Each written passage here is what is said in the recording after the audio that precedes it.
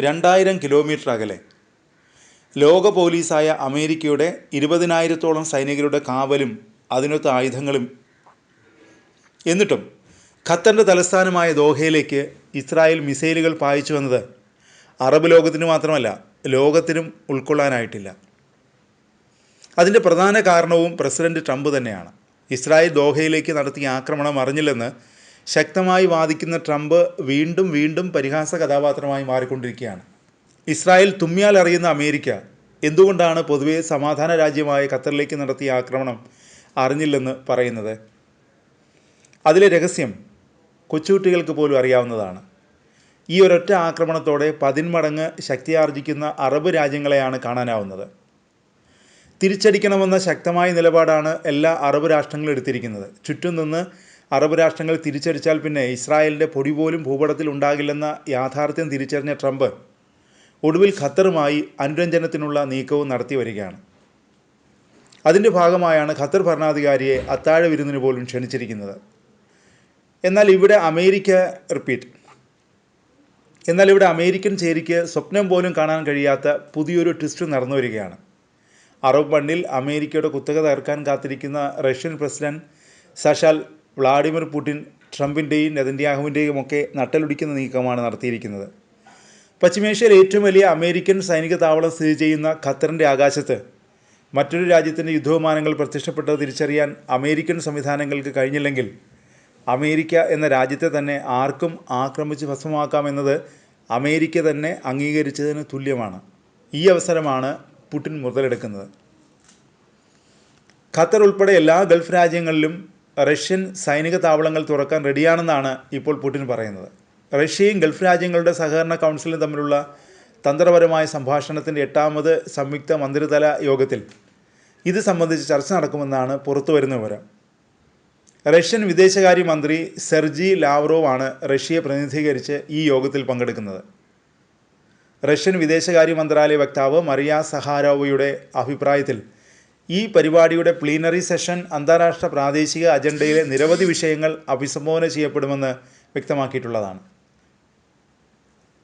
റഷ്യയും GCC രാജ്യങ്ങളും തമ്മിലുള്ള വ്യാപാര, സാമ്പത്തിക, നിക്ഷേപ മേഖലകളിലെയും സാംസ്കാരിക, മാനുഷിക മേഖലകളിലെയും സഹകരണങ്ങൾ കൂടുതൽ വികസിപ്പിക്കുന്നതിനുള്ള സാധ്യതകളിൽ പ്രത്യേക ശ്രദ്ധ കേന്ദ്രീകരിക്കുമെന്നാണ് റഷ്യയിൽ നിന്നുള്ള വാർത്തകൾ.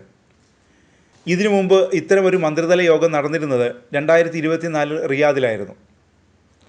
ഗൾഫ് സഹകരണ കൗൺസിൽ അഥവാ GCC എന്നറിയപ്പെടുന്ന പേർഷ്യൻ ഗൾഫിലെ അറബ് രാജ്യങ്ങൾക്കായുള്ള സഹകരണ കൗൺസിലിൽ Bahrain, Qatar, Kuwait, United Arab Emirates, Oman, Saudi Arabia എന്നീ 6 രാഷ്ട്രങ്ങളാണ് ഉൾപ്പെടുന്നത്.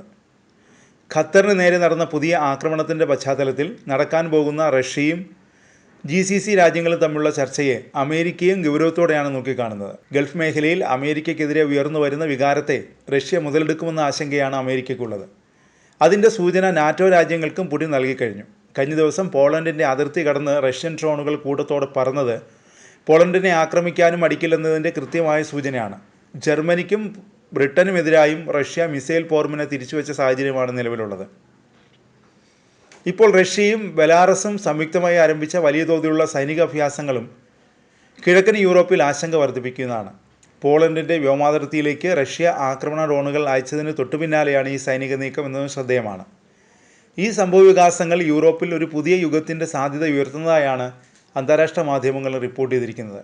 സെപ്റ്റംബർ 12 മുതൽ 16 വരെ നീണ്ടു നിൽക്കുന്ന സൈനിക അഭ്യാസമാണ് സ്പാഡ് എന്ന് പേരിട്ട് റഷ്യ ഇപ്പോൾ നടത്തിക്കൊണ്ടിരിക്കുന്നത്.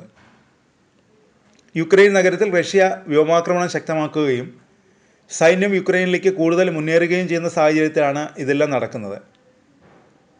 തങ്ങളുടെ കമാൻഡർമാരുടെയും സ്റ്റാഫുകളുടെയും കഴിവുകൾ മെച്ചപ്പെടുത്താനും സൈനികരുടെ പ്രാദേശിക സഖ്യ ഗ്രൂപ്പുകളുടെ സഹകരണത്തിൻ്റെയും ഫീൽഡ് പരിശീലനത്തിൻ്റെയും നിലവാരം മെച്ചപ്പെടുത്താനുമാണ് ഈ അഭ്യാസമെന്നാണ് റഷ്യൻ പ്രതിരോധ മന്ത്രാലയം അവകാശപ്പെടുന്നതെങ്കിലും അതൊന്നും തന്നെ നാറ്റോ രാജ്യങ്ങൾ മുഖവിലക്കെടുത്തിട്ടില്ല. ഇങ്ങനെ ഒരു പരിശീലനം നടത്തുന്നതിനിടെയാണ് 2.5 വർഷം മുമ്പ് യുക്രൈനിലേക്ക് റഷ്യൻ സൈന്യം വിരിച്ചു കയറിയതെന്നാണ് അവർ ചൂണ്ടിക്കാട്ടുന്നത്. പോളണ്ടിൽ റഷ്യ ആക്രമണം നടത്തുമെന്ന് തന്നെയാണ് നാറ്റോ രാജ്യങ്ങൾ കരുതുന്നത്. റഷ്യയുടെ പ്രകോപനപരമായ സൈനിക നീക്കങ്ങളിൽ പോളണ്ട് കടുത്ത ആശങ്കയും രേഖപ്പെടുത്തിയിട്ടുണ്ട്. സാധാരണയായി 4 വർഷത്തിലൊരിക്കലാണ് റഷ്യയുടെ നേതൃത്വത്തിൽ സ്പാഡ് സൈനികാഭ്യാസങ്ങൾ നടക്കാറുള്ളത്. 2021 അവസാന അഭ്യാസത്തിൽ റഷ്യ ഏകദേശം 2 ലക്ഷം സൈനികരെയാണ് അണിനിരത്തിയത്. എന്നാൽ ഇപ്പോൾ നടക്കുന്ന അഭ്യാസത്തിൽ ആണവായുധങ്ങളും അതുപോലെ തന്നെ റഷ്യയുടെ ഏറ്റവും പുതിയ Oreshnik medium range ballistic missile സംവിധാനവും ഉപയോഗിക്കുന്നുണ്ടെന്നത് ഞെട്ടിക്കുന്നതാണ്. റഷ്യ, ഉത്തര കൊറിയ, ഇറാൻ രാജ്യങ്ങൾ ഒരു സൈനിക സഖ്യമായി ഇതിനകം രൂപപ്പെട്ടു കഴിഞ്ഞു. ഇന്ത്യയോടുള്ള ഭിന്നത മറന്ന് ചൈനയെ ഒരുമിച്ചതോടെ പുതിയ ശാക്തിക ചേരി തന്നെയാണ് നാറ്റോയ്ക്ക് ബദലായി രൂപപ്പെട്ടിരിക്കുന്നത്. ഖത്തറിന് നേരെ നടന്ന ഇസ്രായേൽ ആക്രമണത്തോടെ അറബ് ഇസ്ലാമിക രാജ്യങ്ങളിൽ നിന്നും യഥാർത്ഥത്തിൽ ഒറ്റപ്പെട്ടു പോയിരിക്കുന്നത് അമേരിക്കയാണ്. വിശ്വസിക്കാൻ പറ്റാത്ത രാജ്യമെന്ന ഇമേജാണ് ഈ ആക്രമണത്തോടെ അറബ് ലോകം അമേരിക്കയ്ക്ക് ചാർത്തി നൽകിയിരിക്കുന്നത്.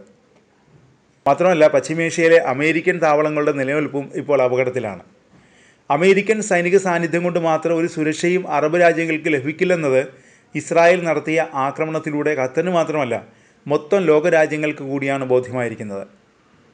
ഈ സാഹചര്യങ്ങളെല്ലാം മനസ്സിലാക്കിയാണ് റഷ്യയും ചൈനയും ഇപ്പോൾ ഇടപെടൽ നടത്തുന്നത്.